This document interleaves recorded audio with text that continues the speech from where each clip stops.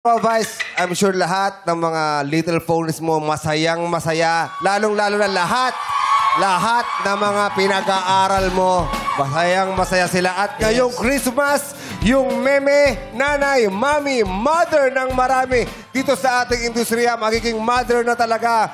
Magiging mother na talaga ng lahat. Exciting, di ba? Siyempre, may mga mensahe rin ng iba pang anak-anakan ni Vice. Uy! Let's watch this! No greater gift is there than love. Lalo na ang pagmamahal ng isang ina. Hindi man konektado sa dugo, konektado naman sa puso. Si Mimi Vice po talaga ang isa sa aking naging sandigan noong mga panahong nasangkot ako sa gulo. Hindi niya ako iniwan at pinili niya po akong tulungan. Harapin ng problema kasama siya dahil nandun po siya. Kinaya ko. Si Mimi Vice din po ang nag-encourage sa akin na bumalik sa pag-aaral. Naniniwala po siya sa akin kaya kailangan ko rin maniwala sa sarili ko na kaya ko. Having her as a friend, parang nakahanap ka na rin ng family. Makakausap mo any time of the day. Nanonood ng concert namin. And ginamit niya pa yung music namin na mapa sa movie niya na And the Breadwinner is. Mahal na mahal ka namin and we're very thankful po sa lahat ng mga natulong niya sa amin. She's always been a mother to us.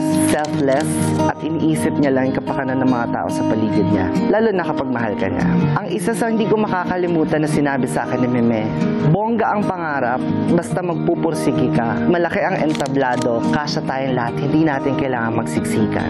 One of the most memorable moments namin together ay yung bridal shower ko last year. Siya po ang major sponsor at punong abala. She always wants to see her friends in their winning moments. Pag na-achieve mo yung mga goals and dreams mo sa buhay, siya ang mas magiging masaya para sa'yo.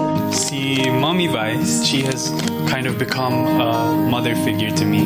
Someone I would happily and confidently call Mommy or Meme. She's always been checking up on me. I genuinely feel a lot of care from Meme. Meme Vice, isa po kayo sa mga dahilan kung bakit kung nasaan ang Bini ngayon, inopen niyo po yung showtime. Welcome niyo po kami para maipakita po namin yung talent namin. Thank you, Meme Vice, for existing and being you. I love you from the bottom of my anik-anik with ED heart. Naging motherly si ate sa akin simula nung mag-click yung banter moment sa Miss Q&A. Ginaguide niya ako.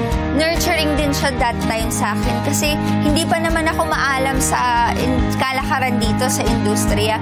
And up until now, ganun pa rin siya sa akin. Nagbibigay siya sa akin ng advice, guidance, even sa personal life. Kaya, I love you, ate.